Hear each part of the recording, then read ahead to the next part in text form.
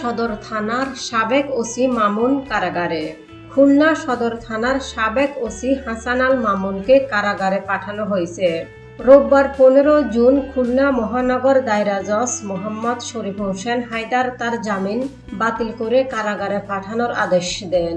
মামলাটির বাদী খুলনা মহানগর বিএনপির সাবেক সাংগঠনিক সম্পাদক ফখরুল আলম। ওই মামলায় আত্মসমর্পণ করে জামিন আবেদন করেন হাসান আল মামুন। কারাগারে নেওয়ার আগে উপস্থিত বিএনপি নেতাকর্মীরা হাসান আল মামুনকে লক্ষ্য করে ফসা ডিম এবং আম নিক্ষেপ করতে থাকে। এই সময় তারা দৃষ্টান্তমূলক শাস্তি চেয়ে বিভিন্ন স্লোগান দেয়। পরে বিএনপি নেতাদের শান্ত রাখার জন্য সেনা ও নৌবাহিনীর সদস্যদের মোতায়েন করা হয়। মহানগর দায়রা জজ আদালতের public prosecutor VP AKM Shahidul Alam বলেন, মামলাটিতে উচ্চ আদালতের জামিনে ছিলেন হাসান আল মামুন। উচ্চ আদালতের নির্দেশে রোববার খুলনা মহানগর দায়রা জজ আদালতে তিনি আত্মসমর্পণ করেন। তিনি আরও বলেন, এই সময় তার আইনজীবীরা জামিনের আবেদন করেন।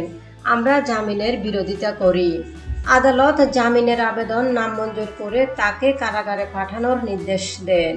আদালত থেকে জানা গেছে, 2022 সালের 5 জানুয়ারি কেডি ঘোষ রোডের দলীয় কার্যালয়ের সামনে বিএনপির সমাবেশে লাঠিচার্জ করে পুলিশ।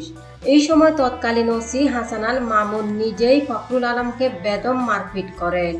লাঠির আঘাতে ফখরুল আলমের একটি চোখ নষ্ট হয়ে যায়।